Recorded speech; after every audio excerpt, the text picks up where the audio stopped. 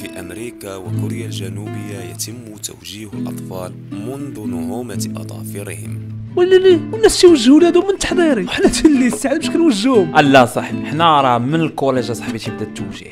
اش من توجيه؟ انا عمرني سمعت به كاع انا التوجيه. وبلاتي عليا معلم، شي باش نشرح لك هادشي خصني شي دكيك اخي. شوف ما كاين لا دكا لهم يحزنون، قلت لك التوجيه ما كاينش في هاد البلاد. واخا صاحبي شوف، انا غنبدا معاك من الاول ولكن تبع باش تفهم مزيان. ها انت صاحبي شوف السي التخوازيام كوليج يعني التاسعه سابقا كاين ثلاثه الحوايج مهمين: المراقبه المستمره، الموحد المحلي والموحد الجهوي. المراقبه المستمره فيها جوج ديال لي سومستر تيكونوا فيهم داك لي كونترول لي زيكزامان وداكشي الاخر. الموحد السيدي تيكون او نيفو ديال الكوليج، يعني في داك الكوليج ولا ديك الاعداديه اللي انت فيها تتكون في الاخر ديال البروميير سومستر امتحان تيكون في كاع لي ماتيير وتيكون نفس المعامل نفس الكواف.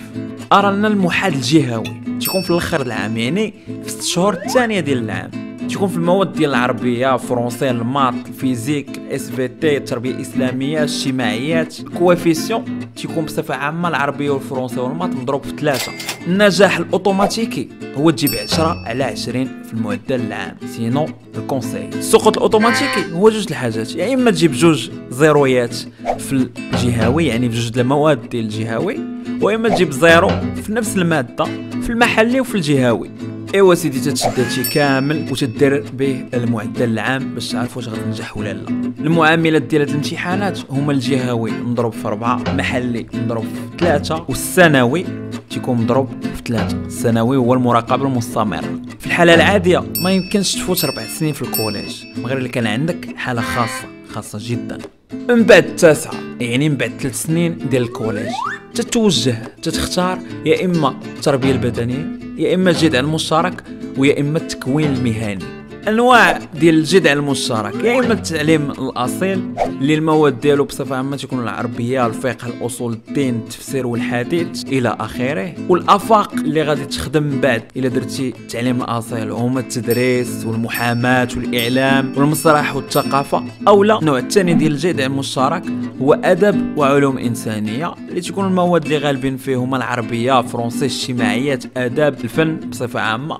الافاق ديالو هما التدريس، العسكر، التوثيق، التمريض. اولا كاين عاوتاني جذع مشترك علمي اللي المواد اللي غتقرا فيه هما الماط، فيزيك، شيمي، فرونسي، اس في تي. والافاق ديالو هما الهندسه، الطب، الصيدله، البيطره، الملاحه، الاعلام. والجذع المشترك الاخير هو التكنولوجي والمواد اللي تقراو فيه بصفه عامه هما الماط والفيزيك والاعمال اليدويه وفرونسي، الكهرباء والميكانيك.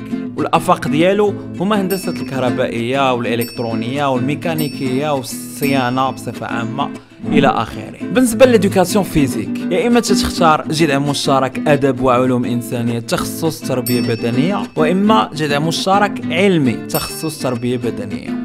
دابا غندوزو للتكوين المهني يعني نيفو كاليفيكاسيون، لان خاصك تعرف ان كاين نيفويات اخرين.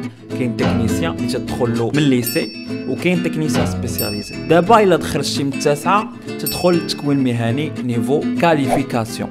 الشروط باش تقرا كاليفيكاسيون خاص يكون في عمرك 15 عام ولا اكثر، واخا دير جذع مشترك تقدر في السانكيام تبدل وترجع للكاليفيكاسيون تقرا عامين، والمواد اللي تقراها تكون نظريه وتطبيقيه، ولكن تدير بزاف ديال السطاجات لان تكون ديستيني باش من بعد تمشي للخدمه تخرج نيشان الخدمه.